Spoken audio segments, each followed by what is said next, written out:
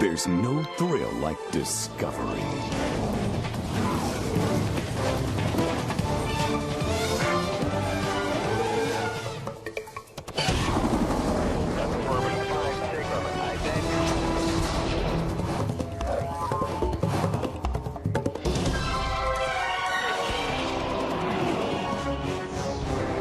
The Discovery Channel.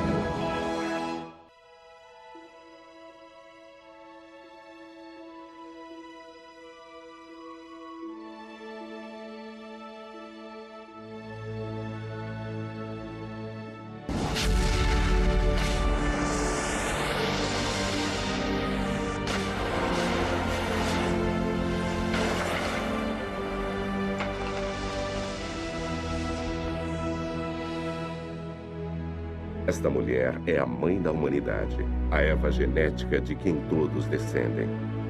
Ela viveu há 150 mil anos na África Oriental e todos na Terra são descendentes dela.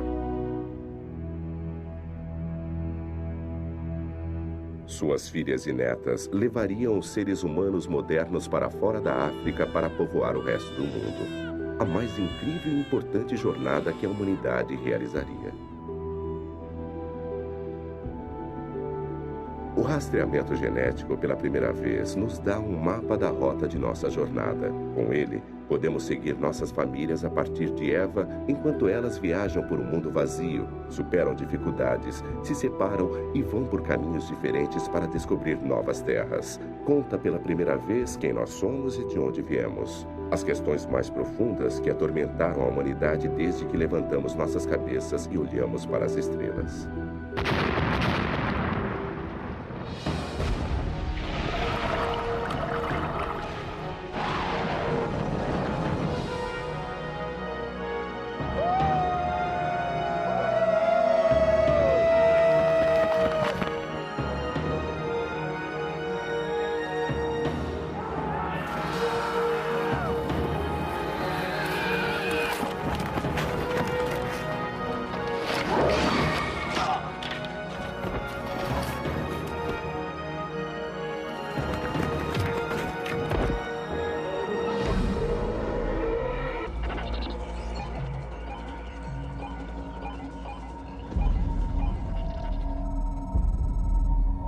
Esta nova ciência é uma descoberta. Cada um de nós pode traçar agora a nossa parte nessa história incrível. Retiramos amostras dessas pessoas de Chicago. Nosso teste genético vai mostrar a elas como seus ancestrais viajaram o mundo para chegar ao seu destino.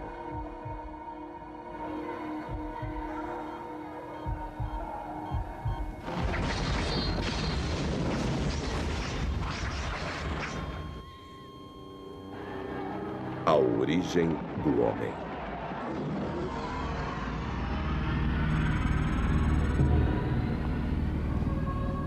Há 150 mil anos, o mundo estava passando por uma era glacial.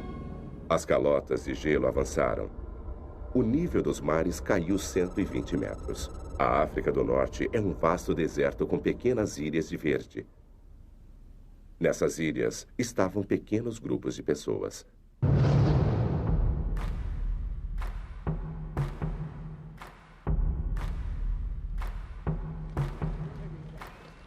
Esses são os primeiros humanos modernos, reconhecidamente como nós em físico, intelecto e habilidades. Somos as mesmas pessoas que eles eram. O cérebro que pela primeira vez começou a lascar instrumentos de pedra também nos levou ao espaço.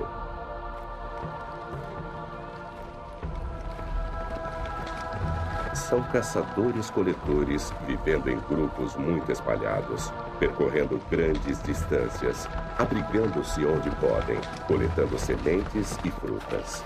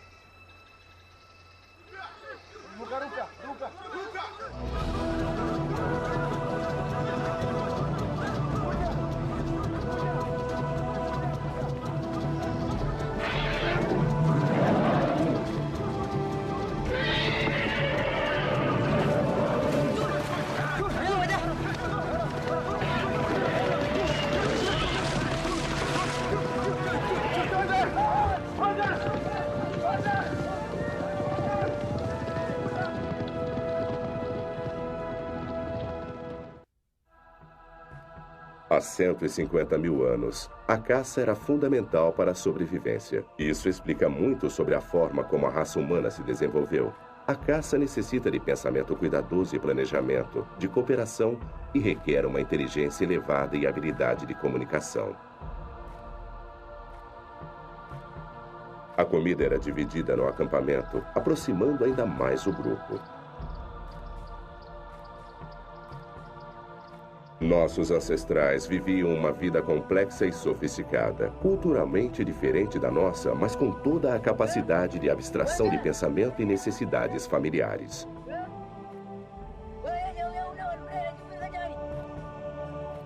O rastreamento genético está começando a desvendar mais segredos do que acreditávamos ser possível. Em apenas 7.000 gerações, os humanos modernos deixaram a África e penetraram em todos os cantos do globo. E através de uma linha genética contínua, nos ligando ao nosso passado, podemos começar a entender por que isso aconteceu.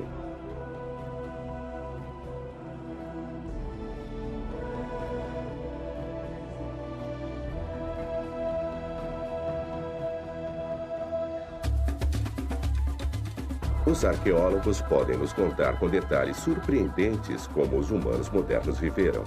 Eles criavam ferramentas com cuidado, entendiam as estações e sabiam quando a caça retornaria.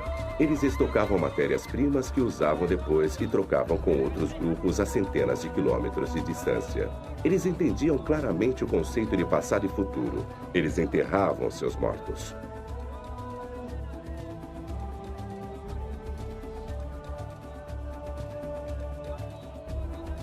Tudo isso nós sabemos pela arqueologia, das pedras e ossos dos sítios na África Oriental continuamente ocupada durante milhares de anos.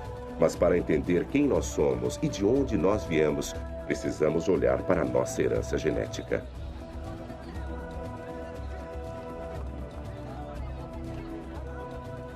A Eva genética, a mulher da qual nós todos descendemos, não era a única mulher vivendo na época e nem a mais fértil. Mas seus genes foram os mais bem-sucedidos e os únicos que sobreviveram. Todos os que estão vivos hoje podem traçar uma linha ancestral comum até esta única mulher através de uma parte especial de nosso DNA, o DNA mitocondrial. O DNA, a planta da vida, é o nosso código molecular e nos identifica de forma única. As mitocôndrias são pequenas estruturas encontradas dentro de quase todas as células humanas. São separadas do DNA normal cromossômico, que dita nossa altura ou a cor de nossos olhos. Os homens o herdam de suas mães, mas não podem passá-lo adiante. Nas mulheres, ele passa de mãe para filha até a última geração quase inalterado. E é desta forma que podemos traçar nosso caminho de volta até nossa Eva genética e suas filhas. Então, escrita dentro dele está a história das mulheres do mundo e, portanto, da raça humana. A professora Rebecca Kahn foi a cientista pioneira que descobriu a primeira pista fundamental. Comecei a trabalhar com o DNA mitocondrial humano para poder ter algum tipo de visão objetiva que me ajudasse a entender e ajudar outras pessoas a entender como os seres humanos estão relacionados ao redor do mundo. Como essa nova ciência, ela pôde. Mutações inofensivas acontecem o tempo todo em alguma parte do DNA mitocondrial, deixando pequenos marcadores a cada mudança. Esses marcadores são como códigos de barras e podem ser lidos da mesma forma. Kahn e seu grupo descobriram que as mudanças ocorrem com uma frequência bem constante. Eles descobriram que os grupos com os primeiros marcadores eram os africanos vivendo dentro da África e imaginaram se eles poderiam ser as pessoas mais antigas do mundo. Fiquei muito animada quando comecei a juntar as provas e os resultados todos iam contra toda a intuição. Eu coloquei 20 europeus e 20 afro-americanos numa folha de filme de raio-x e cada afro-americano apresentava diferenças. E todos os europeus eram iguais. Achei que tinha colocado as etiquetas erradas e que tinha cometido um erro. E nós continuamos a repetir as coisas quando pegamos mais amostras de diferentes áreas. Eu me dei conta de que havia uma diferença no padrão e que esse novo tipo de prova baseado nas mitocôndrias iria mudar o modo como encarávamos os humanos modernos. Em 1987, Kahn e seus colegas publicaram um trabalho mostrando pela primeira vez que os marcadores se estendiam até a África, mostrando claramente que aquele era o berço da raça humana. Índios da Nova Guiné, garçom parisiense, professor americano, fazendeiro polinésio, todos eram parentes improváveis ligados a uma mulher negra 150 mil anos atrás. Suas descobertas causaram sensação. As respostas das pessoas foram incríveis. O público estava realmente interessado em certos aspectos disso por causa da tendência de interpretar mal os dados devido à terminologia usada para descrever esta mulher, a Eva africana. E as pessoas achavam que significava a bíblica, uma única mulher da Bíblia judaico-cristã, a mulher de Adão. O trabalho dela está reescrevendo a história humana. Através dele, sabemos agora que as primeiras mutações ocorreram na África, talvez há 150 mil anos, e pertencem à nossa Eva genética.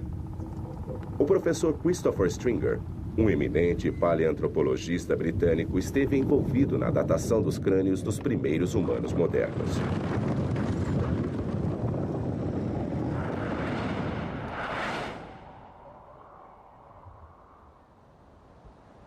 Este crânio é o mais próximo que podemos chegar da aparência do rosto da Eva mitocondrial. É um crânio muito completo, encontrado em sedimentos numa caverna, datado de mais ou menos 120 mil anos. E podemos ver aqui que é um humano moderno. Ele tem um arco bem arredondado no crânio e um rosto que fica bem embaixo do arco craniano. Essa era a aparência dela. Usando técnicas de reconstruções dos legistas, músculos e carne foram adicionados ao crânio e nos fornecem o primeiro olhar de como nossa mãe genética deveria se parecer há 150 mil anos. Isso é o mais próximo que podemos chegar. Mas se todos nós somos descendentes desta Eva mitocondrial, de onde ela veio? Quem eram seus ancestrais? Toda uma linhagem de seres humanos começou a emergir há 3 milhões e meio de anos e lentamente evoluíram até nós, o homem moderno. Mas não conseguimos rastrear antes de Eva geneticamente. Todas as linhas genéticas ancestrais morreram. Nossa árvore genealógica moderna começa com ela.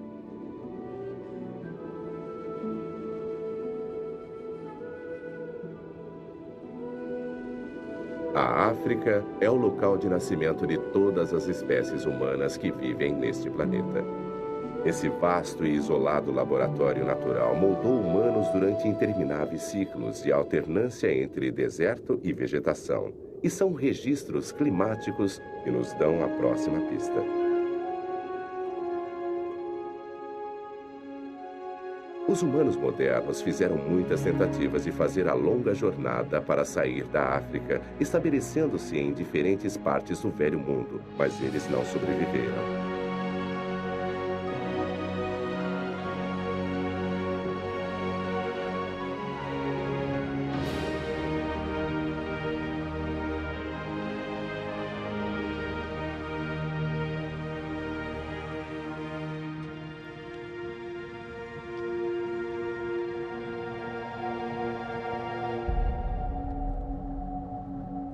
Acho que as pessoas saíram da África por razões bem naturais. Eles saíam para encontrar comida, encontrar recursos, encontrar terra. Eles não estavam procurando novos continentes. Acabaram fazendo isso, mas no início era apenas um processo natural de se mudar e seguir talvez uma manada de animais. Talvez as alterações climáticas que causaram migrações do norte da África para as regiões adjacentes.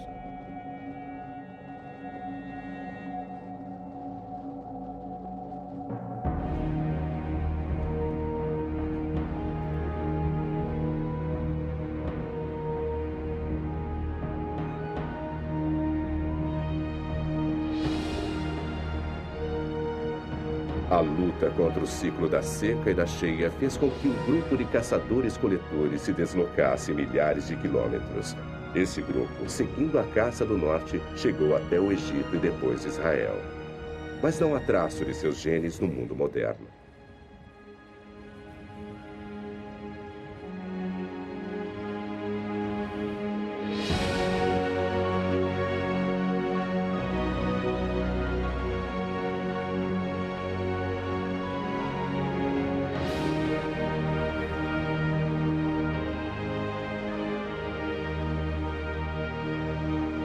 Registros climáticos indicam um breve, mas devastador congelamento global nessa época que transformou todo o Oriente Médio num deserto extremo. Presos no quadrante norte, perto do Saara, não havia retorno e poucos lugares para procurar refúgio.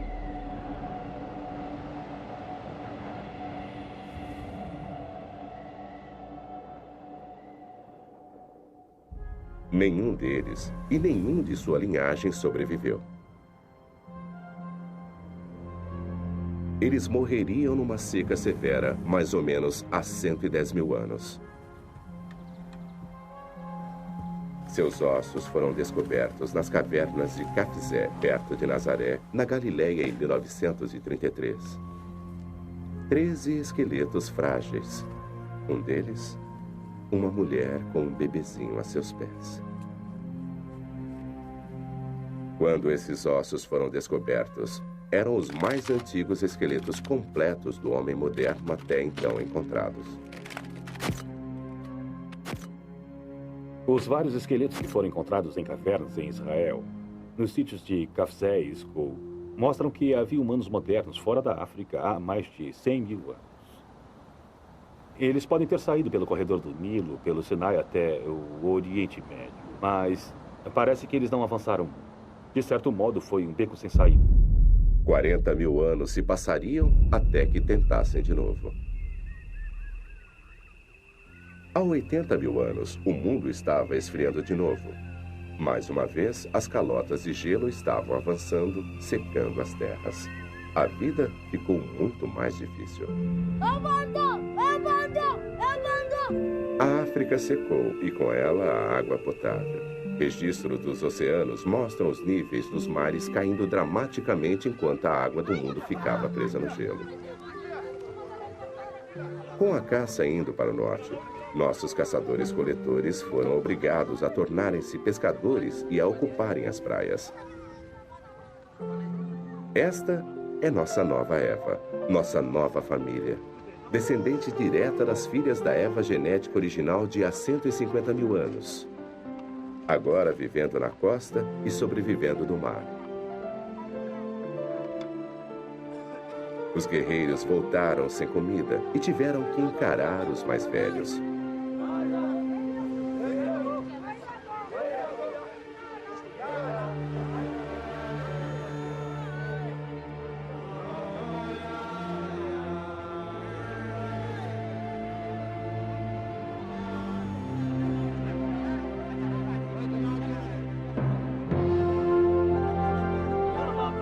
Toda a nossa sobrevivência sempre esteve à mercê do clima. Quando os tempos eram bons, nós podíamos nos espalhar. Um alcance maior significava mais comida. Mas a era glacial congelou o mundo e os desertos se fecharam, concentrando nossos grupos em territórios menores, amontoados junto à costa. A dieta recolhida na praia consistia de peixe, mariscos, ostras e moluscos. Mas o Mar Vermelho ficou salgado demais, tornando a pescaria e a coleta na praia mais difícil.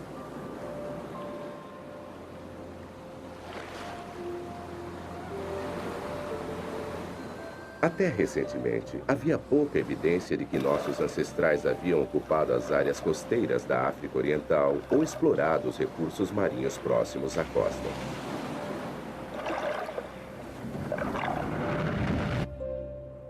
Este é Sif Burhi, um geólogo.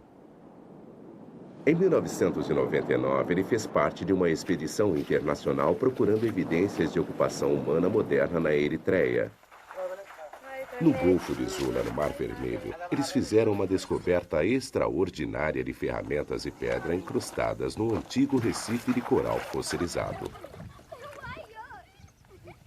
O Recife foi datado de 125 mil anos. Este é o primeiro bar de ostras registrado no mundo. 6,5 km de comprimento e 15 metros acima dos níveis do mar atuais. É a mais antiga evidência de coleta na praia em qualquer lugar do mundo. Enterrados nele estão ferramentas humanas junto com as ostras fossilizadas, moluscos e conchas de mariscos. Ele fornece provas absolutamente claras de que nossos ancestrais exploravam o mar. Esta é a unidade onde temos uma camada de ostras interestratificadas e conchas de moluscos na base. Elas são bem horizontais, e essa era uma plataforma onde o homem moderno costumava andar e jogar suas ferramentas de pedra e algumas das conchas que comia. Este é um machado de mão, com uma ponta afiada, e algumas conchas que foram tiradas dessa camada e eles usavam isso para quebrar as conchas e comê-las. E aí, quando terminavam de fazer isso, eles jogavam o machado e as conchas e iam para o outro lado. Mas a coisa mais importante não é isso, porque não podemos datá-la. É o que você encontra em loco que torna isso mais importante. Se você observar isso aqui, é uma ferramenta obsidiana. Elas eram usadas para quebrar algumas dessas ostras que vemos aqui.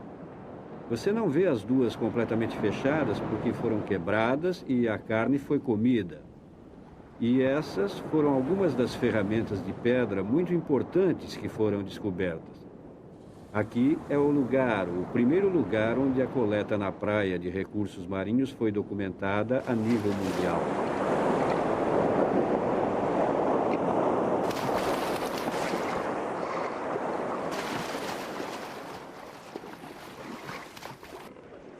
Esses restos de conchas também são uma pista vital das razões pelas quais nossos ancestrais fizeram a longa caminhada para fora da África. Numa dieta constante de frutos do mar, talvez mais crianças tenham sobrevivido. Mas os números crescentes tornaram a demanda de comida mais desesperada. Acampamentos como esses deveriam totalizar apenas algumas centenas. Em certa época, havia apenas 10 mil humanos modernos vivos em todo o mundo. Éramos uma espécie em extinção como os grandes símios são hoje.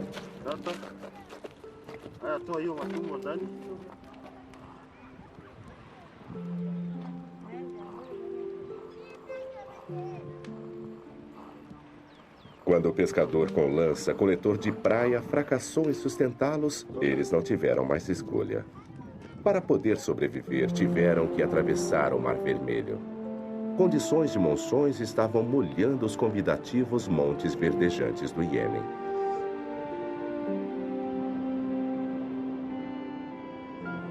Os cientistas sempre pensaram que nossos ancestrais migraram da África muitas vezes, grupo após grupo.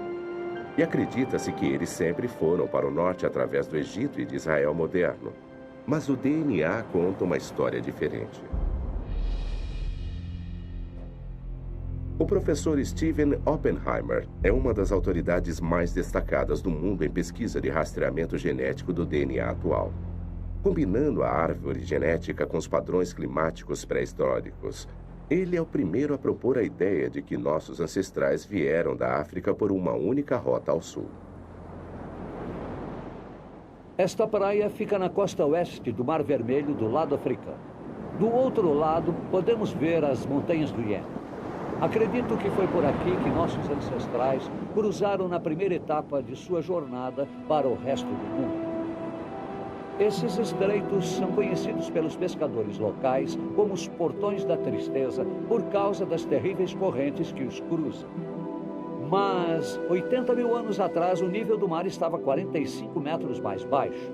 Como resultado, algumas ilhas e recifes apareceram, o que permitiu que nossos ancestrais cruzassem como se fossem pedras num jardim até o Iêmen. O homem teve que sair da África no final, ou seus parentes primatas tiveram. Mas a época e a rota foram determinadas pelas mudanças climáticas. Levados pela fome, habitat destruído e talvez pelas primeiras inquietudes da curiosidade humana sobre a Terra à frente, nosso precioso grupo de humanos modernos se preparava para dominar. duas rotas para fora da África. A norte, pelo Mar Vermelho, através do Canal de Suez e até o Oriente Médio. E aqui no sul, pelos Portões da Tristeza até o Iêmen e através da costa sul da Arábia até a Índia. As duas rotas são possíveis. Talvez, para atravessar pelo norte, nossos ancestrais teriam que atravessar o deserto do Saara. E na época era mais seco do que é hoje. Aqui no sul, tudo o que eles tinham que fazer era atravessar esse pequeno braço de água, apenas 16 quilômetros até o Iêmen. Então, essa era uma região que eles podiam ir com confiança. Acho que essa praia é muito importante para a história da humanidade, porque eu acho que foi aqui que nossos ancestrais cruzaram da África para o Iêmen, no primeiro passo de sua jornada para o resto do mundo. E este era o único lugar onde eles tinham uma saída possível da África.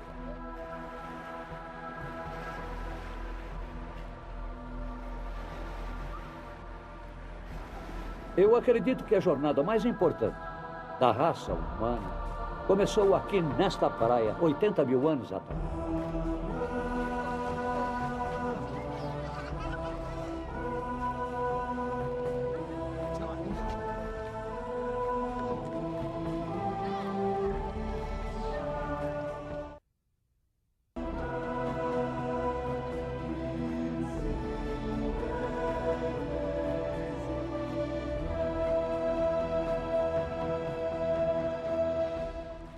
Um grupo pequeno de pessoas, um êxodo. O evento mais importante para a população do mundo. Isso não foi uma simples travessia dos bancos de areia. Foi um esforço épico para permanecerem vivos, não apenas por eles mesmos, mas pelo resto da humanidade.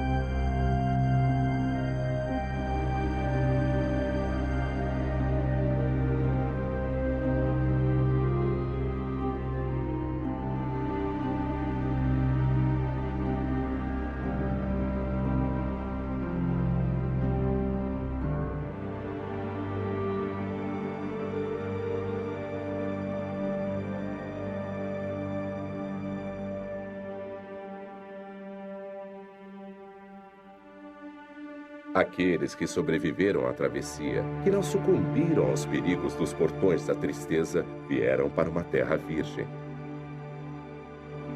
Esta é a nova fronteira no começo do resto do mundo.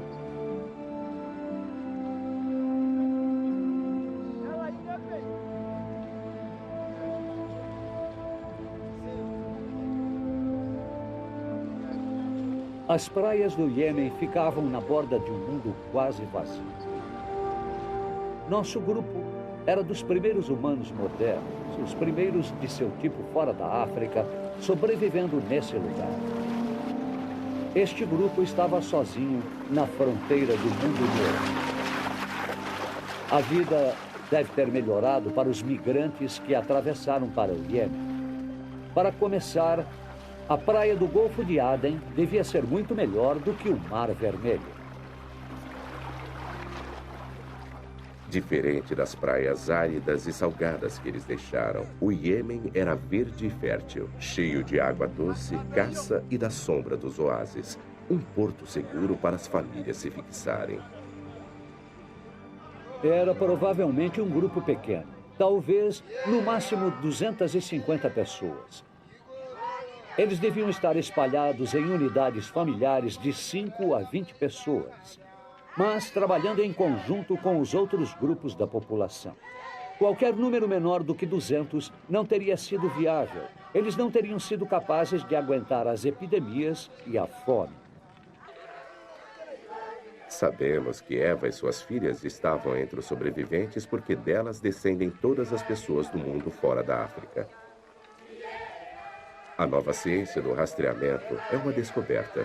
Usando linha genética mitocondrial única e contínua, os cientistas construíram uma grande árvore genealógica apontando os marcadores, fixando-os no tempo e espaço. Eles mostram que depois de saírem da África, nossos ancestrais se dividiram. Alguns foram para o norte e oeste, alguns para leste e sul.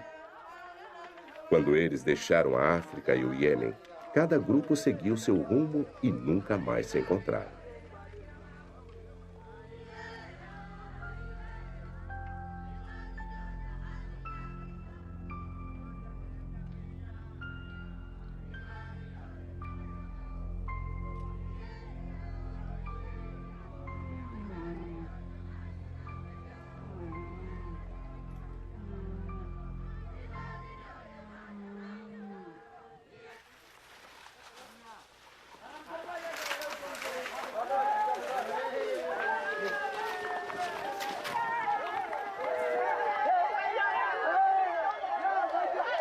Quando o grupo chegou aqui, eles deviam ter uma seleção de linhagens africanas.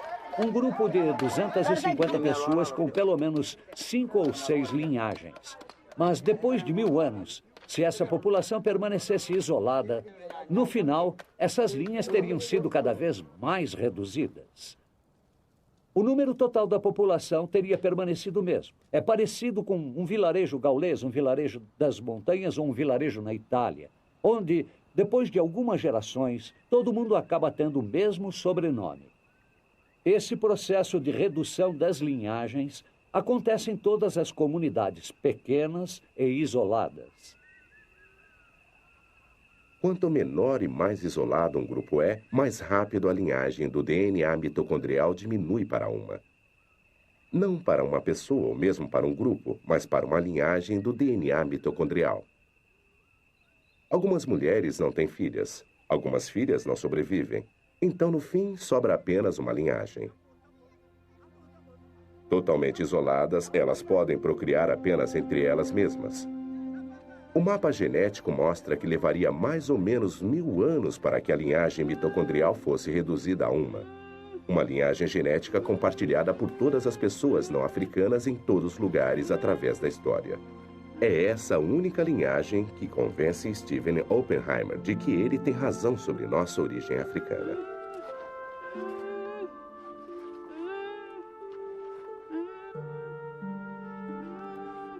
As implicações do êxodo único da África são enormes.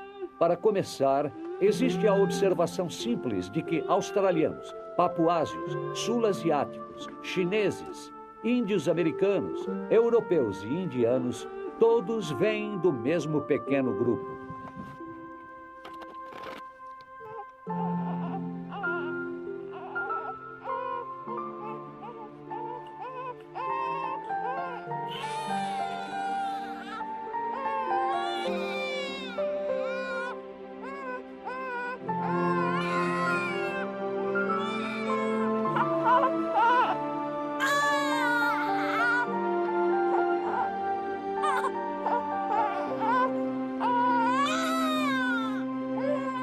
Isso significa que esse pequeno grupo diversificou-se enormemente nos últimos 80.000 anos, em populações totalmente diferentes fisicamente, em diferentes partes do mundo, e que se adaptaram física e culturalmente aos novos ambientes que encontraram e exploraram.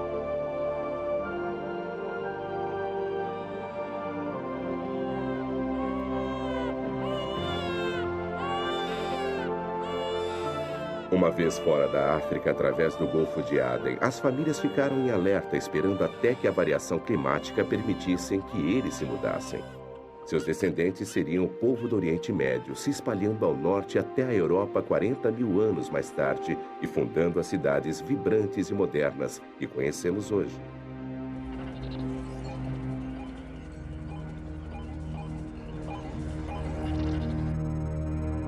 Outros continuariam depois do Golfo, indo para o Oriente pelo caminho ao longo da costa do Oceano Índico, procurando por lugares quentes e agradáveis para parar.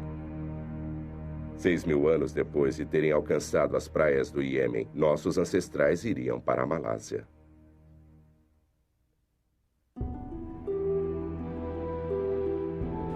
A 10.000 quilômetros da África, nossa família está no coração das florestas tropicais do Sudeste Asiático. São os descendentes de Eva, caçando nas florestas da Malásia, perambulando em pequenos bandos, ficando no lugar tempo bastante para fazer a colheita da vida selvagem e depois continuando. Seus corpos estão começando a se adaptar às condições da floresta tropical. Longe do impiedoso sol africano, suas peles se tornam mais claras, sua estatura reduzida pela falta de carne. Como os caçadores-coletores nas florestas atuais, eles vivem de peixe, ratos, esquilos e lagartos, da caça que vive nas árvores, frutas e raízes. Eles se disfarçam e se camuflam para se adaptarem à folhagem e imitam o chamado dos animais para enganar suas presas. A vida na floresta é compartilhada com cobras venenosas, najas, pitons e animais predadores. Existem poucas evidências arqueológicas claras da presença dos humanos modernos entre a saída da África e a chegada na Austrália ou de sua incrível migração. Não há crânios, esqueletos ou sepulturas. O nível dos mares era mais baixo. Então, o que nossa família deixou para trás em suas viagens pela costa foi levado pelo mar. A trilha genética é tudo o que temos. Só depois de chegarmos à Malásia é que novas evidências começam a preencher as lacunas.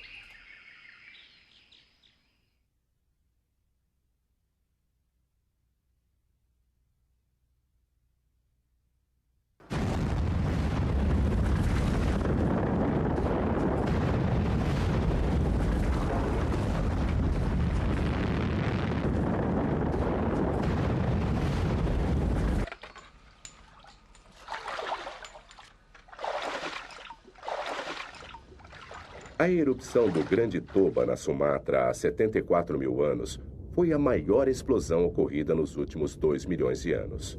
A coluna de fumaça tinha 40 quilômetros de altura e mergulhou a maior parte do mundo em 6 anos de inverno vulcânico.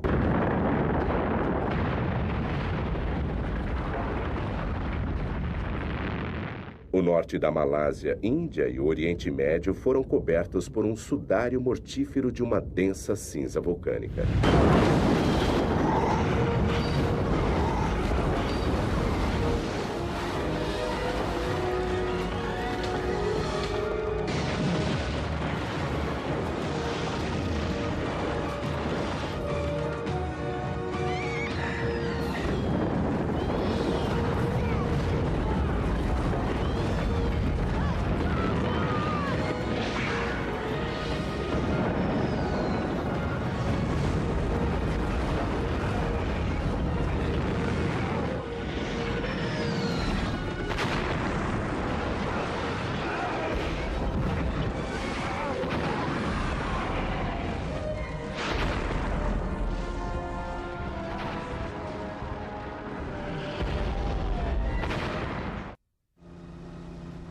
A explosão do Grande Toba, a mais destrutiva dos últimos 2 milhões de anos, fornece indícios positivos da jornada de nossa família. Este é o povo Semang, tímidos caçadores-coletores do interior das florestas da Península do Lago. Mais escuros do que os outros grupos étnicos malaios, eles fazem parte do grupo Orang Asli. Steven Oppenheimer acha que eles podem ser os remanescentes de nossa família africana que passou por aqui há 74.000 anos. Se nossos ancestrais passaram por aqui na rota da África para a Austrália e Nova Guiné, é provável que tenham deixado um traço genético. E nós sabemos, por pesquisas anteriores, que os Orang Asli, entre outros grupos de tribos da Península Malaia ou Malásia, estão entre os povos mais antigos desta região. E os Semangs são provavelmente os mais antigos de todos. Steven Oppenheimer veio a esse remoto vilarejo Semang coletar amostras de DNA. Ele espera que isso confirme sua ideia. Nama Farida. Se minha teoria estiver correta, de que eles saíram da África 80 mil anos atrás, eles teriam que ter viajado 10 mil quilômetros para chegar aqui em 6 mil anos, para poderem estar aqui na época da grande explosão do Toba. Isso significa 1,5 km por ano, o que é totalmente viável para esse tipo de vida nômade, de movimento pela costa. Para determinar se eles pertenciam ou não àquele primeiro grupo que saiu da África, precisamos observar suas linhagens genéticas e, em particular, o DNA mitocondrial, que provavelmente vai nos dizer se eles vêm ou não diretamente das 2 filhas de Eva, originadas logo depois da saída da África. Se eles tiverem suas próprias linhagens exclusivas, isso sugere que estiveram isolados desde aquela época, 70 ou 80 mil anos atrás, e que se desenvolveram totalmente sozinhos. Se descobrirmos, porém, que suas linhagens são anteriores às dos povos como os australianos ou os papuanos, mais uma vez nosso rastreamento genético vai nos ajudar a ver se é esse o caso ou não. A pesquisa genética pode provar que os Semangs são uma raça antiga, mas não pode provar exatamente desde quando estão aqui. Precisamos examinar outras provas para validar a teoria. Essas ferramentas rudimentares foram encontradas num vale chamado Kota Tampan, perto de Penang. Existem outros sítios próximos com o mesmo tipo de ferramentas. O que torna estas particularmente interessantes é que elas estavam incrustadas num monte de cinza de Toba datado de 74 mil anos. A professora Zorinana Najik estava procurando por rebites antigos quando encontrou o sítio de Kota Tampan. O que a professora encontrou realmente foi uma oficina de ferramentas de pedra que pôde ser datada de 74 mil anos atrás.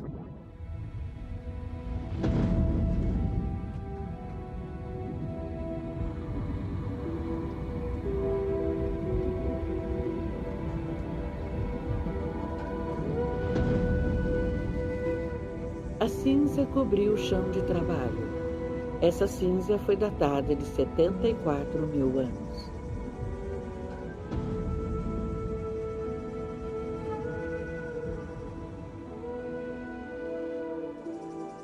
Este é um martelo de pedra que eles usavam. Você pode ver que ele é bem confortável de segurar com a mão, e essa é a borda que era usada. Esse é um cortador. Um tipo que é muito visto na Ásia e sudoeste da Ásia. O que eles procuravam era o ângulo do fio. O ângulo do fio tinha que ser correto e o fio tinha que ser afiado. Isso era usado para o serviço pesado. É pesado. Tem uma borda afiada, provavelmente para derrubar árvores. Najik está convencida de que foram deixados pelo homem moderno. Kota Tampan também revelou um homem que tinha uma mente complexa. Sua tecnologia revela uma mente racional, sistemática e organizada. A mente do Homo sapiens.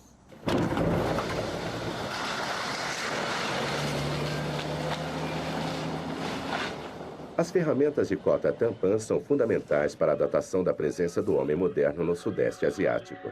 São as primeiras evidências tangíveis que temos de toda a jornada da África até a Austrália. Combinadas com os testes genéticos de Steven Oppenheimer, elas podem ser a prova real de nossa antiga migração. Ele terá encontrado a prova de que precisava?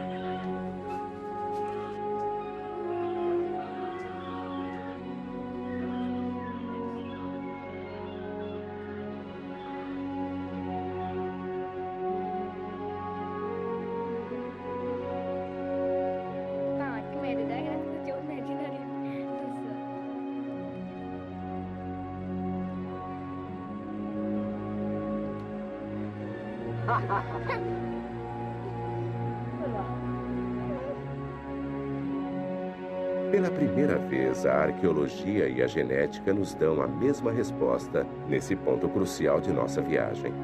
Agora podemos ter certeza de que nossos ancestrais vieram por aqui há 74 mil anos. Os resultados são muito animadores. Os Orang Asli, o grupo Semang aqui, têm suas próprias linhagens genéticas exclusivas e poderiam ter estado naquela primeira viagem através das praias há 75 mil anos. Eles têm suas próprias linhagens oriundas das primeiras duas filhas de Eva fora da África e seguem o caminho até lá sem compartilhar com ninguém do Sudeste Asiático ou da Ásia. Naquela época, o nível dos mares era 50 metros mais baixo. A maioria das ilhas do Sudeste Asiático era ligada em uma única porção de terra do continente de Sunda. Os sobreviventes do inverno vulcânico de Toba levam nossa viagem genética ao próximo grande passo, o continente desconhecido da Austrália.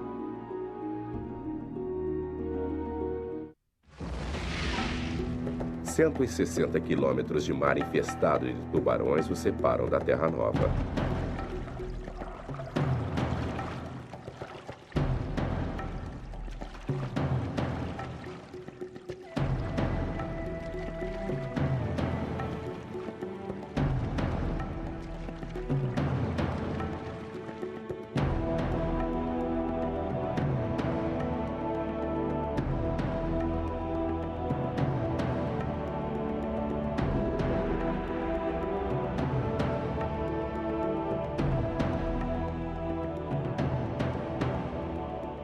Este é o segundo grande êxodo na migração da humanidade através do mundo. Mas desta vez, não havia os Montes Verdes do Iêmen para lhes dar o conforto de uma chegada segura.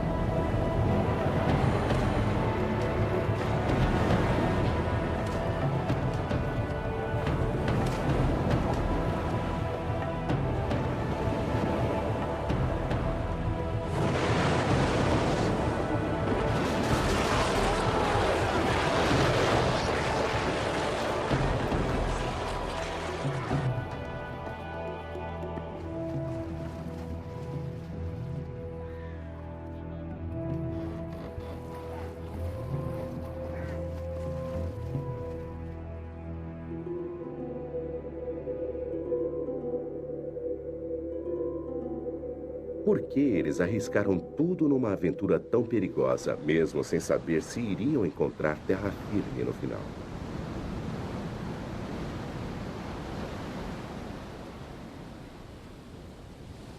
Alguns cientistas acreditam que eles saíram fora do curso e chegaram à costa desconhecida por acidente. Mas novas pistas das evidências genéticas dizem que não. Elas mostram que os aborígenes australianos têm diversas linhagens genéticas exclusivas a eles, que levam diretamente às primeiras filhas de nossa Eva saída da África. Tantas linhagens carregadas por tantas mulheres, chegando num tempo tão curto, sugerem uma intenção deliberada e não uma incursão acidental. O primeiro grupo chegou 70 mil anos atrás. Outros se seguiram nos 5 mil anos seguintes, todos descendentes de nossa Eva saída da África. Estas foram as primeiras pessoas a andar neste continente vazio. Eles não teriam perturbações por milhares de anos.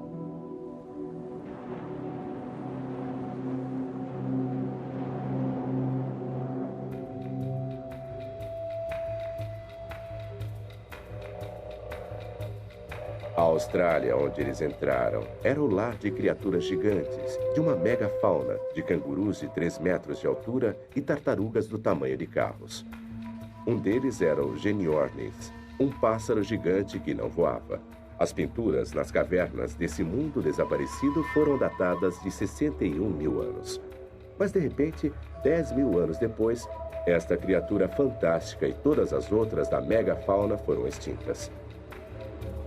O clima não se alterou. Não há grandes sítios de matança que indiquem caça excessiva, mas os humanos mudam o mundo onde quer que estejam. Essa extinção repentina é prova da presença deles. Parece provável que nossos ancestrais tenham destruído o habitat de folhas com fogo e os grandes animais herbívoros simplesmente morreram.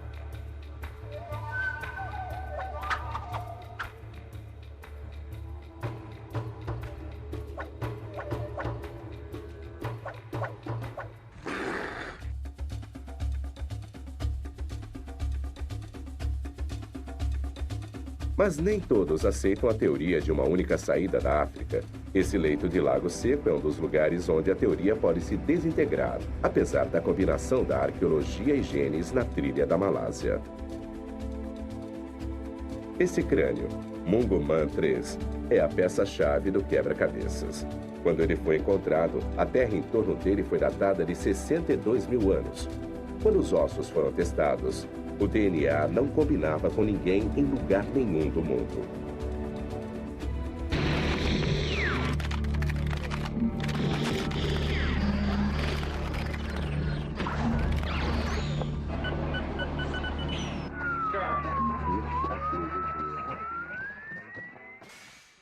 Para aqueles que não acreditam na teoria da saída da África, esta parece ser a prova de que os humanos modernos evoluíram em épocas diferentes e lugares diferentes do mundo até as pessoas que somos hoje.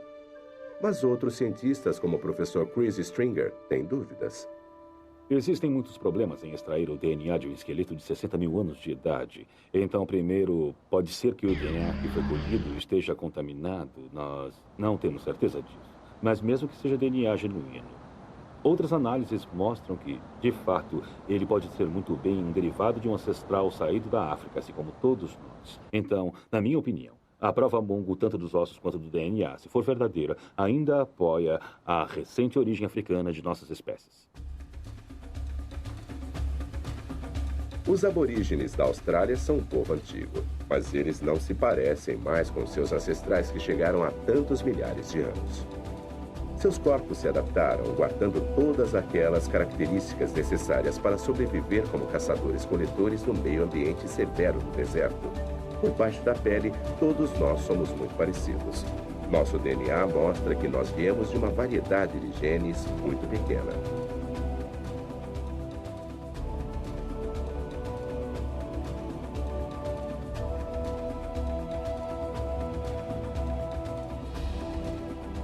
Se você olhar o DNA de todos nós, australianos, africanos, europeus, descobrimos que se compararmos o DNA mitocondrial de todos nós, mostramos menos variação, embora haja seres humanos espalhados por todo o mundo. Mostramos menos variação no DNA mitocondrial do que encontramos dentro de um pequeno grupo de chimpanzés, orangotangos ou gorilas. Esses macacos mostram mais variação mesmo em seus pequenos grupos do que toda a raça humana. Mas se todas as pessoas do mundo inteiro descendem de uma variedade de genes tão pequena, por que temos uma aparência tão diferente? Seleção natural e adaptação ao meio ambiente são os fatores mais importantes. Seleção sexual é fundamental. O clima dita o formato do corpo. Quanto mais frio o ambiente, menor e mais troncudo você se torna para manter o calor. Altura tem relação com a dieta.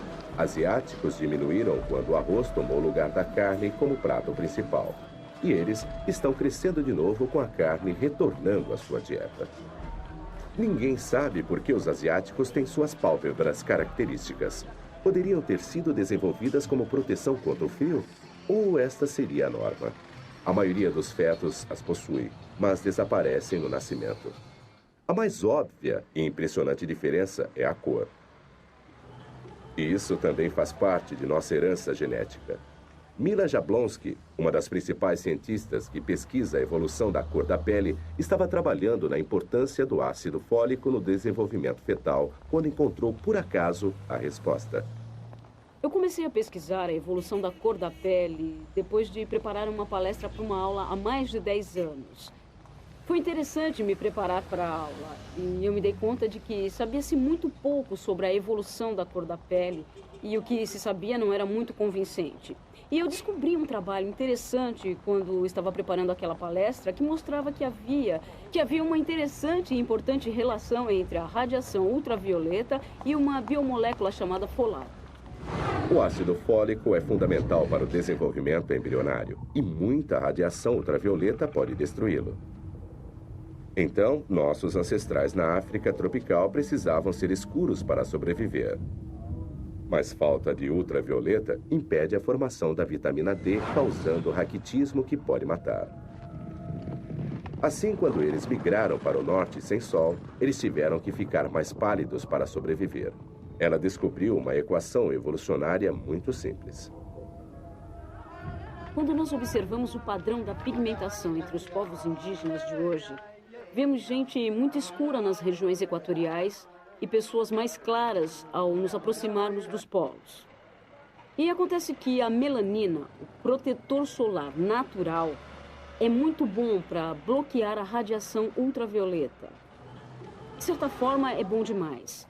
E para que possamos produzir vitamina D suficiente em nossas peles, precisamos reduzir a quantidade de melanina que existe na pele. E assim, o que vemos no curso da história de nossa espécie, quando nos movemos de uma área de alta radiação UV para uma de baixa radiação UV, nossa pele se torna cada vez mais despigmentada.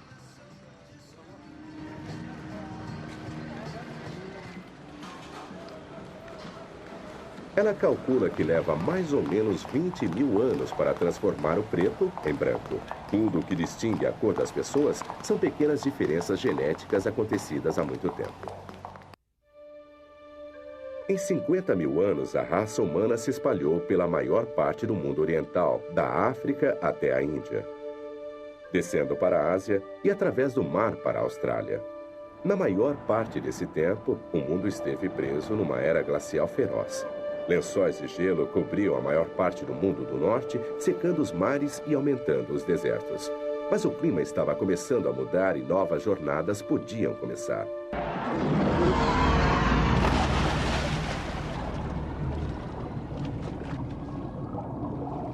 Durante a migração pela costa, da África até a Austrália, nossa família deixou para trás colônias que fizeram novas jornadas por si mesmas. Um grupo pegou o caminho através da Ásia até a China e além dela. Outro foi do norte da Índia, passou o Himalaia até as vastas estepes asiáticas. E outro ficou aqui, no Golfo Pérsico. Grandes lagos de água doce permitiram que nossas famílias vindas da África colonizassem esses bolsões de vegetação luxuriante cercados pelo deserto.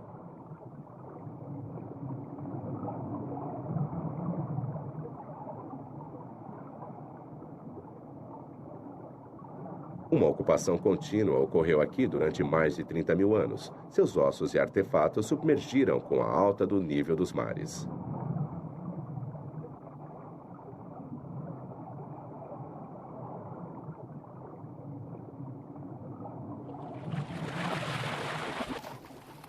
Há mais ou menos 50 mil anos, as linhagens genéticas começaram a se espalhar pela primeira vez para o norte e até a Europa.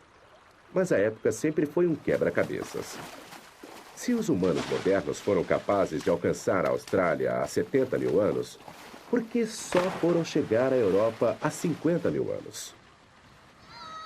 É uma viagem bem mais curta. Steven Oppenheimer acha que tem a resposta.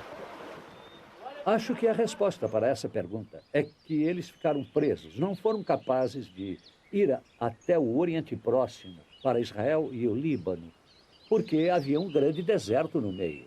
O deserto era o da Arábia Saudita e o da Síria. E entre 80 mil e 50 mil anos atrás, eles eram completamente impenetráveis. O clima era tão seco que o crescente fértil, a rota do Golfo até o Líbano, Israel e a Europa estava fechado. Então, 50 mil anos atrás, houve uma melhora repentina no clima.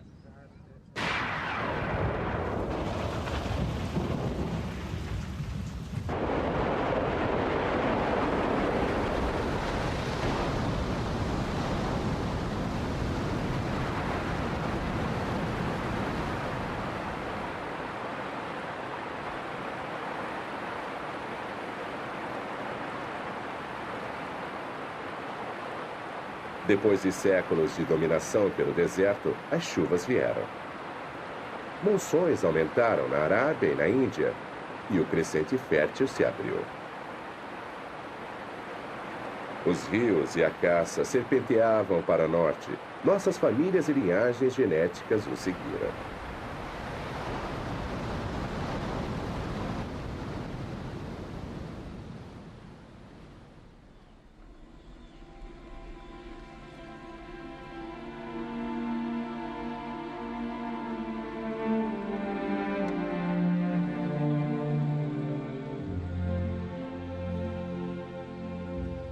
Eles andaram para o norte do Golfo Pérsico, dentro do crescente fértil, seguindo os rios entre as montanhas Zagros e o deserto da Síria.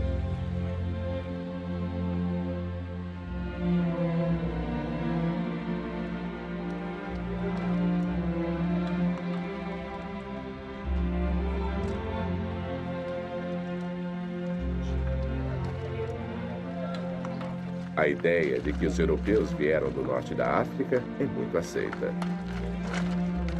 Mas as provas de Stephen Oppenheimer não apoiam isso. Evidências genéticas não apoiam isso de jeito nenhum. Não há evidências de ramificações anteriores. Na verdade, apenas uma das ramificações principais das pessoas que existem no mundo é encontrada na região europeia. É claro que isso frustra muitas opiniões sobre as origens dos europeus e nos obriga a considerar o fato de que os europeus eram parte de uma única família que saiu da África através da Rota do Sul.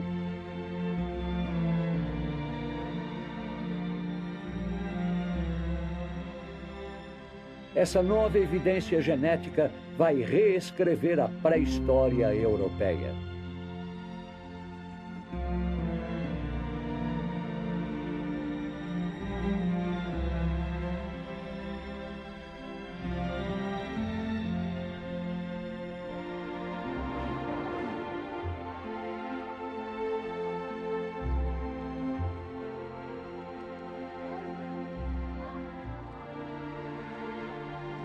Essas famílias fundaram as primeiras colônias de humanos modernos no Oriente Médio, a Síria e Elã. Uma terra que se estende entre os rios Tigre e Eufrates, dois grandes rios correndo das terras altas da Turquia ao norte até o Golfo.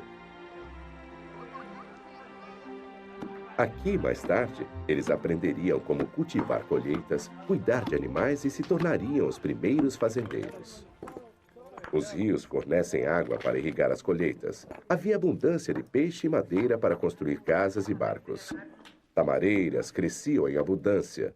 Milhares de séculos mais tarde, seus descendentes construiriam as primeiras estruturas de pedra que se tornariam depois as cidades da Mesopotâmia, Uruk e Suméria. Ao sul, as cidades muradas da Babilônia e Jericó.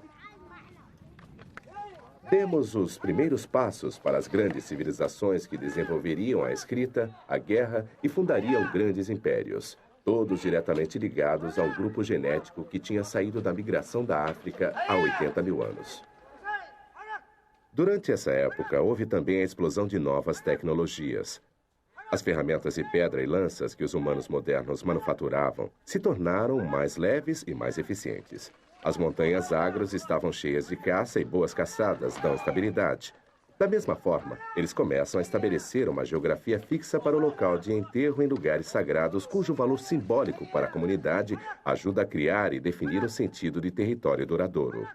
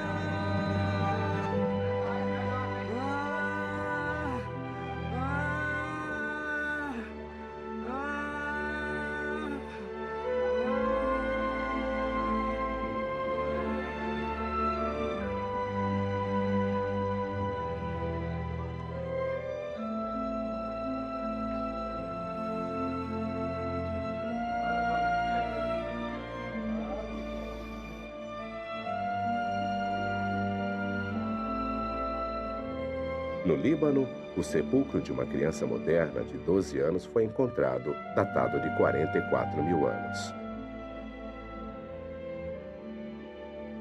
Seu crânio estava quebrado, o corpo delicadamente colocado no abrigo de uma rocha.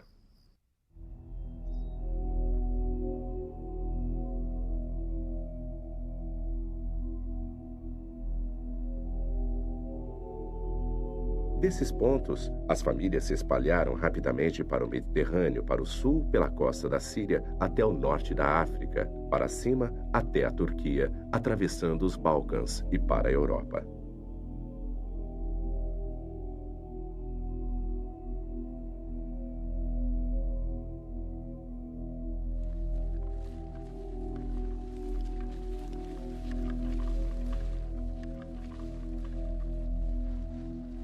Esta é nossa nova família, descendentes diretos de nossos árabes dos pântanos do Golfo, entrando nos territórios desconhecidos da Alemanha.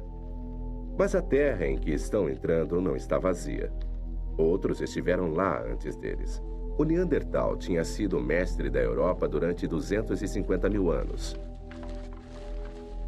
Em 1856, no Vale de Neander, na Alemanha, pedreiros estavam cavando na lama de um sítio recém-explodido quando descobriram algumas costelas, partes de uma pelvis, alguns ossos do braço e ombro de um grande animal de aparência humana.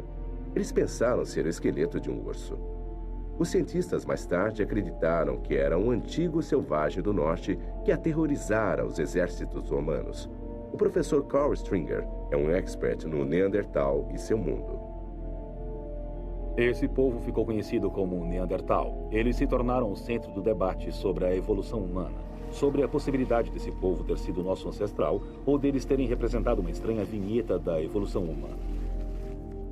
Tenho aqui um crânio mais completo do que o que foi achado no Vale de Neander, na Alemanha. Este foi encontrado no começo do século passado na França. Ele nos mostra a aparência do Neandertal na cabeça e na face. Há uma sobrancelha forte sobre as órbitas oculares. Toda a face é puxada para frente e há um nariz enorme. Não há queixo na mandíbula inferior. E agora achamos que os homens de Neandertal deviam ser adaptados ao frio. Eles evoluíram durante centenas de milhares de anos na Europa, sob condições mais frias do que as dos dias de hoje. E a forma de seu físico eram pequenos e troncudos, e tinham muita força física. Esse nariz pode até fazer parte do mecanismo de respirar ar frio e seco. Muitas vezes eles são considerados brutamontes, sem inteligência, mas certamente não eram. Eram totalmente humanos. Seus cérebros eram tão grandes quanto os nossos. Acho que eram uma espécie diferente da nossa, que era uma espécie muito parecida. Uma espécie irmã que tinha ancestrais comuns a nós, talvez há 500 mil de anos. Então, nessa base, o Neandertal era meio humano. Eles estão 10 vezes mais próximos de nós do que os chimpanzés.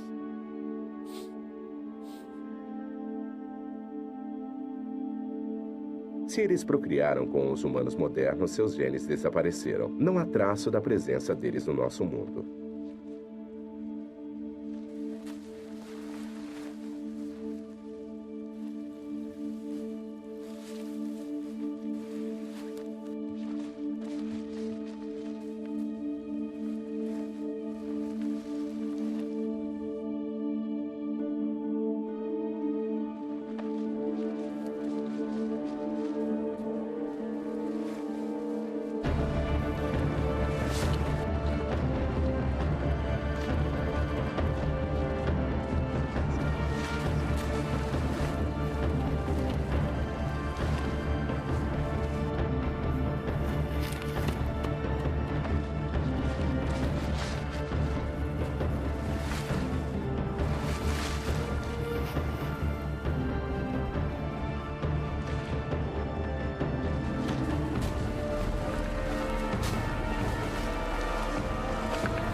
Vergis!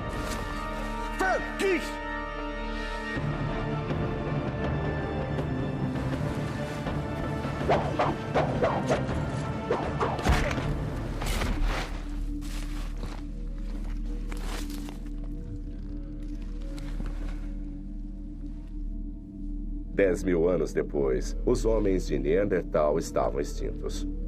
Os humanos modernos eliminariam qualquer traço de seus rivais e preencheriam o espaço que eles deixaram para trás. A razão para esse desaparecimento não é clara. Eles viveram junto com o homem moderno por milhares de anos. Mas no final não devem ter se adaptado com rapidez ao mundo novo e seus novos rivais cheios de recursos. Eles usavam seus corpos para se relacionarem com a natureza. Os humanos modernos usavam cérebro.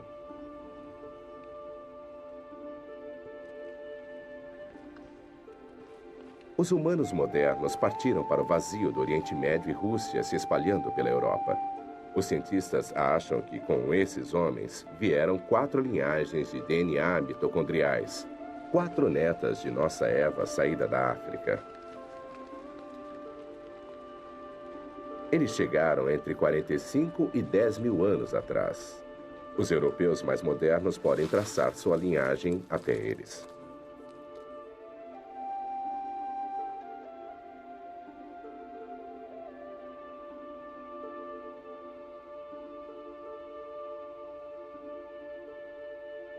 A tecnologia do Neandertal pouco havia mudado em 200 mil anos. Assim que os humanos modernos chegaram, toda uma gama de ferramentas diferentes apareceram de repente, assim como as ornamentações. Os arqueólogos consideram esses ornamentos como uma marca definitiva dos humanos modernos e o primeiro interesse em ornamentação em 5 milhões de anos de evolução. Aqui eu tenho um dente furado de um texugo da cabana do Kent. E isso deve ter sido parte de um colar usado por alguém. E aqui um objeto muito estranho que nem nós sabemos o que é. Pode ser a representação de uma coruja ou de um gato. E aqui a mais famosa das estatuetas da República Tcheca. Feita de barro cozido, com 27 mil anos de idade, de um sítio chamado Dolní Věstonice. Uma linda peça de artesanato. Muitos desses objetos são pontudos na base, como se tivessem sido fixados no chão. Alguns deles estão certamente cobertos de ocre e alguns deles foram certamente polidos pelo uso, talvez de muitas gerações. Então, esses objetos eram valiosos e venerados, e é óbvio que têm um significado ritual e simbólico para o seu povo, talvez um significado religioso. E aqui uma das peças de arte mais delicadas. Isto foi esculpido num material muito difícil de se trabalhar. Veio de um sítio francês. É uma representação muito bonita da cabeça de... pode ser um guerreiro, parece ser uma mulher de cabelo comprido ou talvez um chapéu de tecido. Esse é um trabalho realmente delicado e bonito. É difícil dizer por essas representações se elas são representações de pessoas reais ou se elas são de alguma forma idealizadas para representar alguma forma de beleza ideal. Em alguns casos, acho que nossos dados nos permitem sugerir que foram baseados em pessoas reais. Outra coisa que encontramos com esse povo moderno da Europa é a chegada da evidência de roupas. Aqui está uma das evidências mais diretas, o fato de termos uma agulha de osso aqui. Então, essas pessoas estavam costurando panos, costurando peles, com evidência de estarem tecendo panos. Então, este é um outro nível de complexidade que daria a eles uma escala maior de adaptação ao clima. Por exemplo, e, é claro, maiores oportunidades para a expressão pessoal em coisas como a moda que viria a se desenvolver.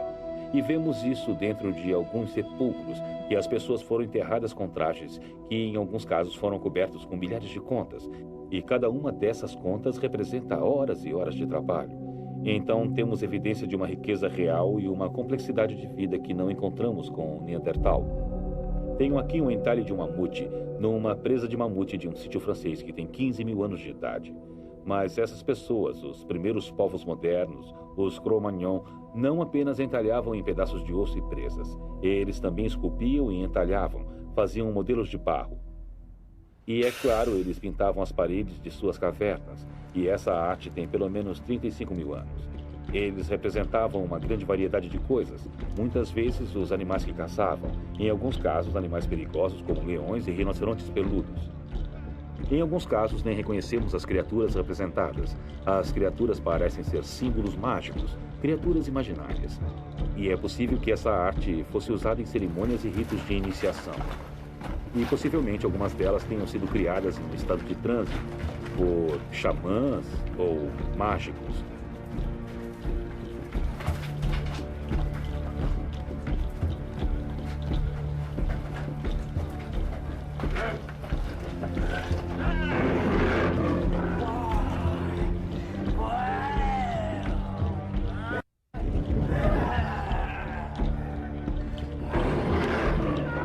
Humanos modernos foram o mais longe possível através dos anos. Atrás de nós, deixamos claras pegadas genéticas que levam àquela que saiu da África há 80 mil anos. O mundo estava esfriando de novo. Quando a nova era glacial começou, os humanos modernos tinham encontrado um lugar para morar a 16 mil quilômetros do outro lado do mundo, e 6 mil anos depois, a invasão do Novo Mundo iria começar. Nossa linhagem genética está agora espalhada em todas as direções. Da saída da África e a última fronteira remanescente da América, agora estamos caminhando para norte da Índia e Sudeste Asiático e China e a leste das estepes mongóis da Sibéria, convergindo para o Estreito de Bering, aquela frágil faixa de terra que une a Ásia com a América.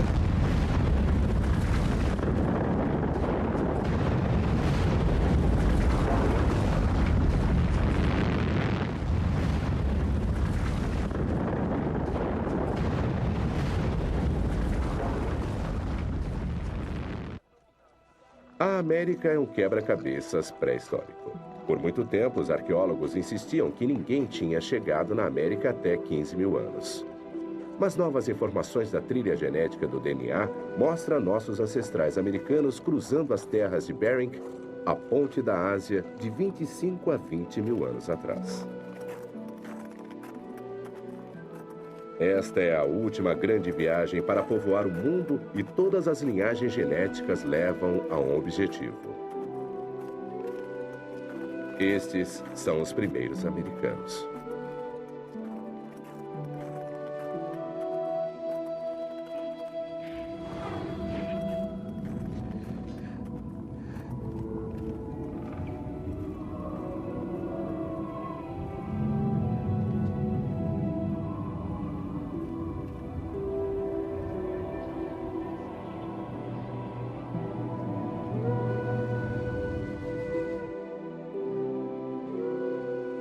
Há 25 mil anos, o mundo estava entrando numa das piores eras glaciais que tivemos que enfrentar. Em certos lugares, o gelo tinha 5 quilômetros de espessura.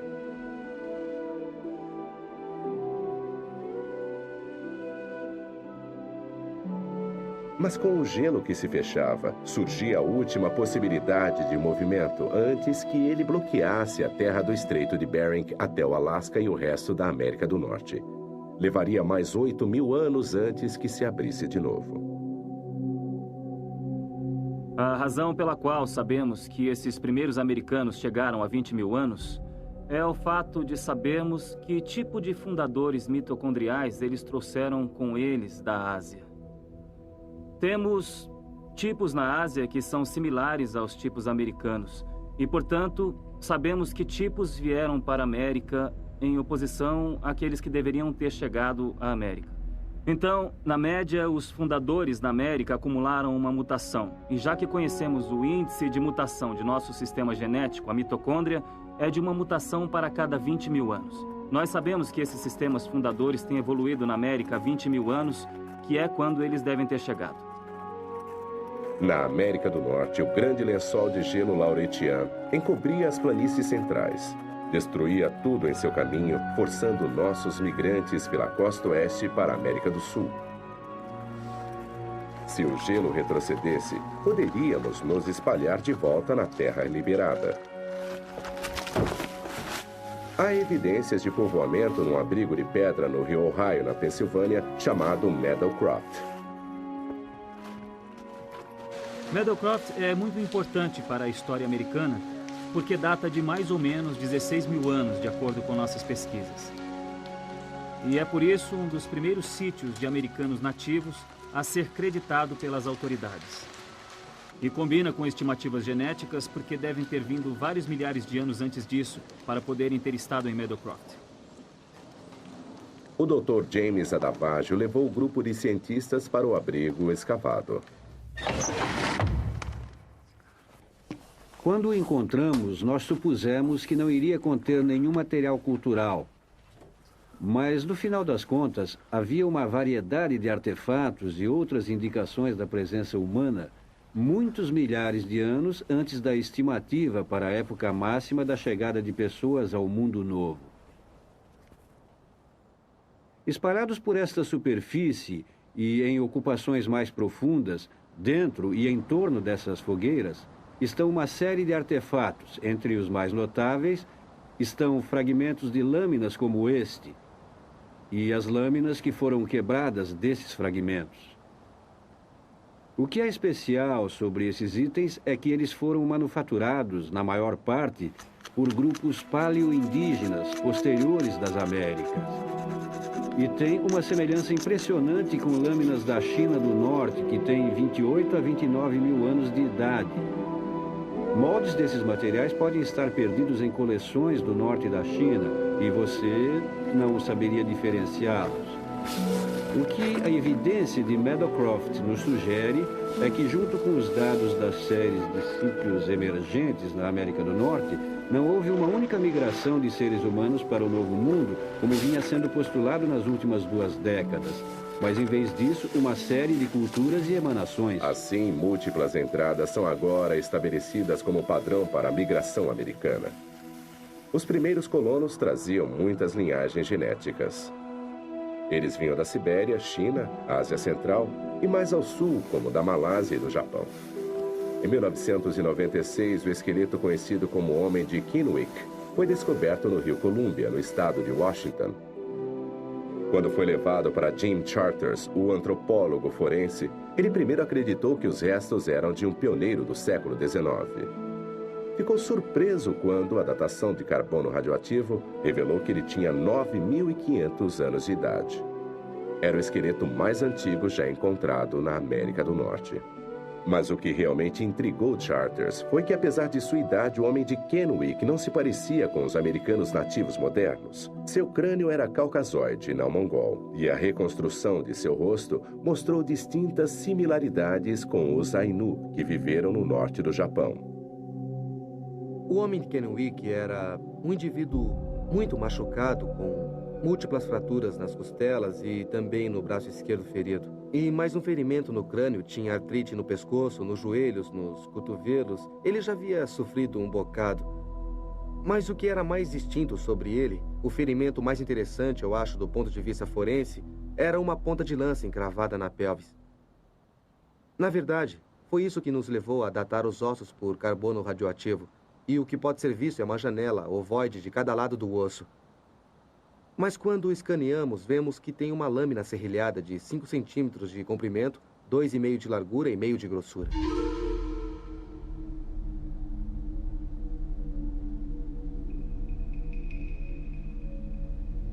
O que é interessante sobre essa ponta de lança é que tem um estilo que só vemos depois da morte desse homem, no estado de Washington.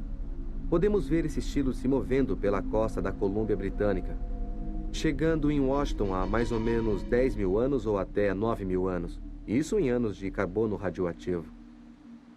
As pessoas que usavam essa ponta de lança, as que tinham esse estilo de ponta de lança numa época posterior, são muito similares aos índios americanos modernos.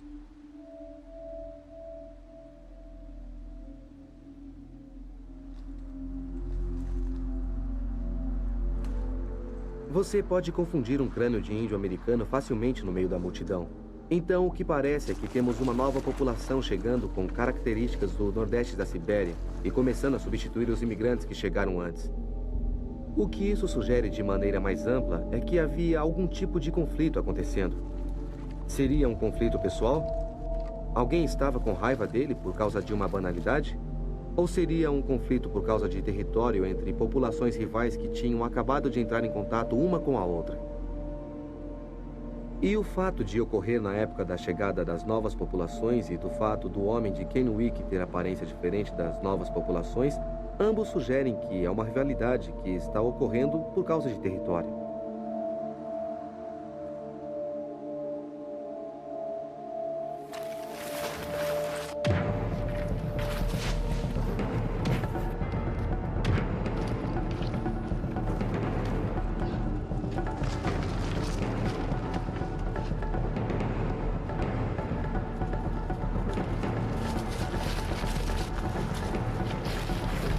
Então, pelo ângulo de entrada da ponta de lança, fica bem claro que ela estava indo direto para ele e que ele podia vê-la chegando.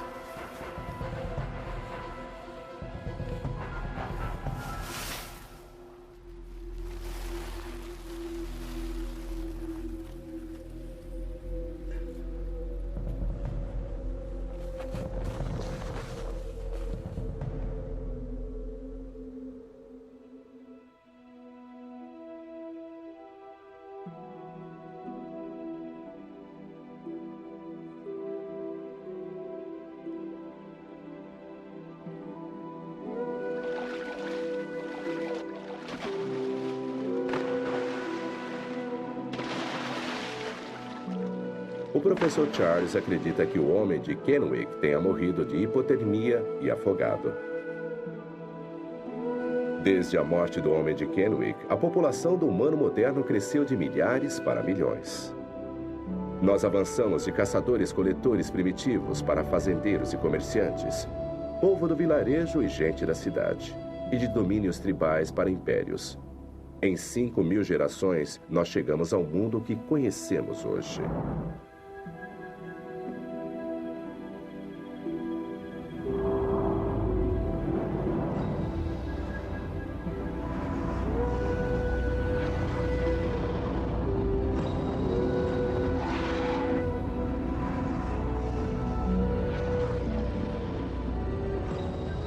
Desde os anos 80, amostras de DNA foram tiradas de milhares de pessoas por todo o mundo. Do Alasca à Nova Zelândia, dos Inuit até os islandeses.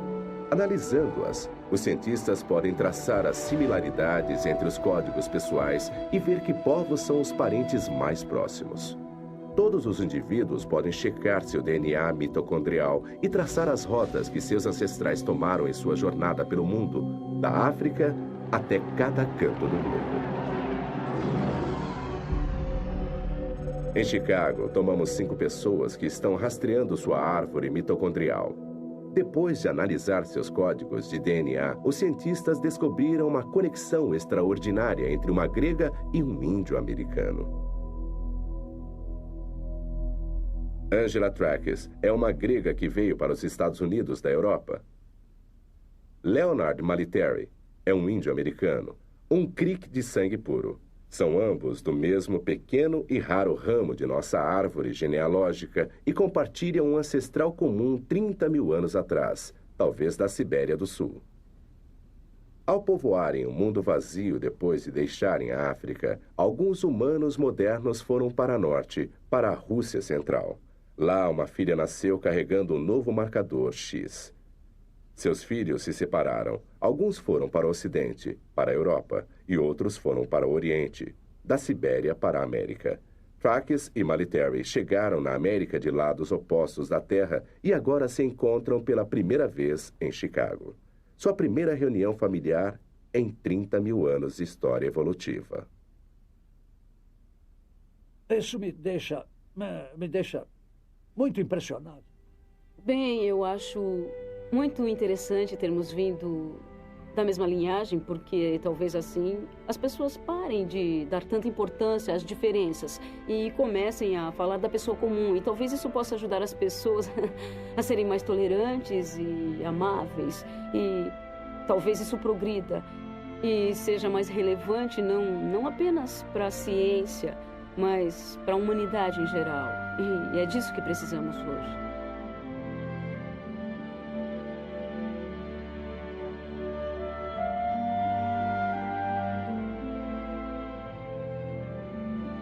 Há 80.000 anos, um pequeno grupo de humanos modernos enfrentaram os terrores do Mar Vermelho e deixaram a África para sempre.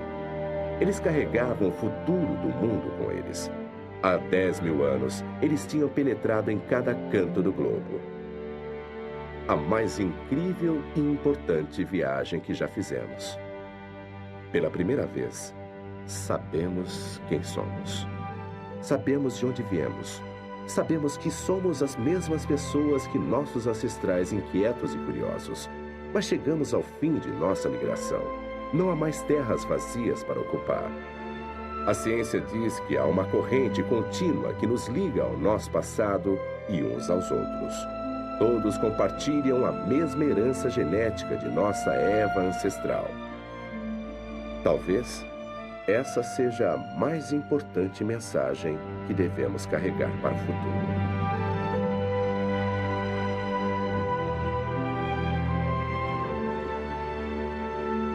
Versão brasileira. Clone.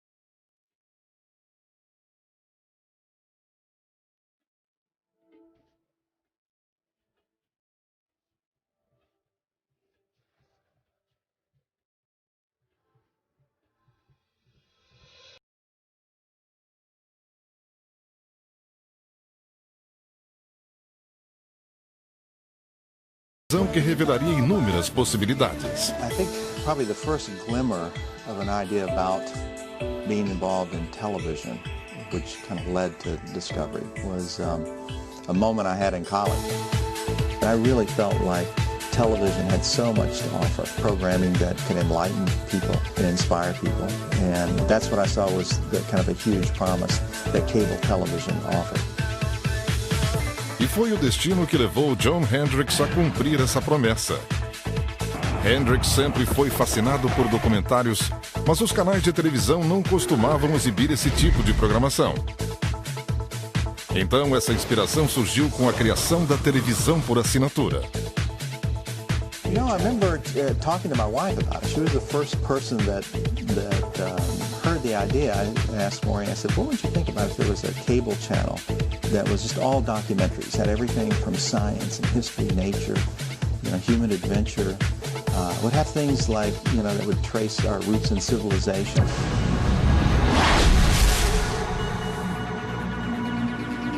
Assim surgiu uma ideia e a essência de uma grande conquista.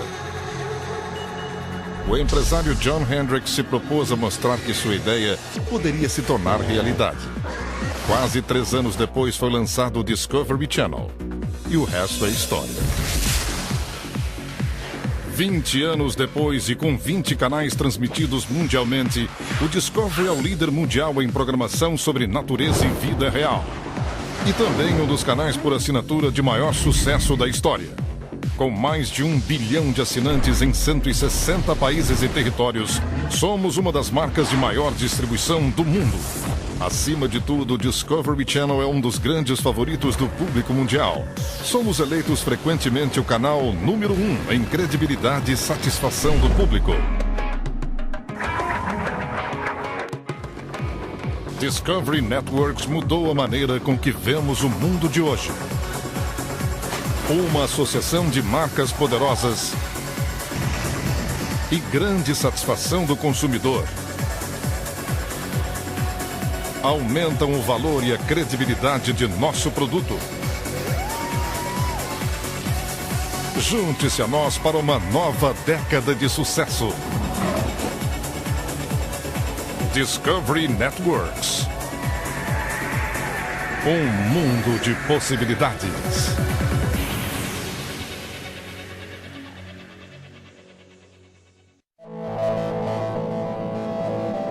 trilhões de cometas poderosos varrem nosso sistema solar.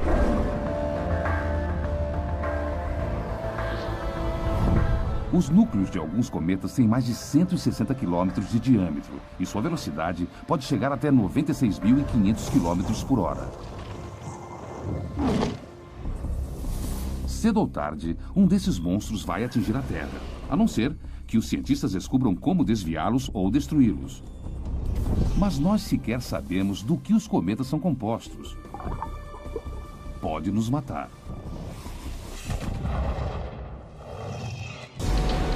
Um projétil de 330 milhões de dólares será lançado no espaço. Uma missão da NASA chamada Impacto Profundo. Estamos fazendo uma coisa que ninguém fez antes e só temos uma chance. É tudo ou nada na primeira tentativa. O alvo é o coração de um cometa. A meta é descobrir do que eles são feitos e como o sistema solar nasceu.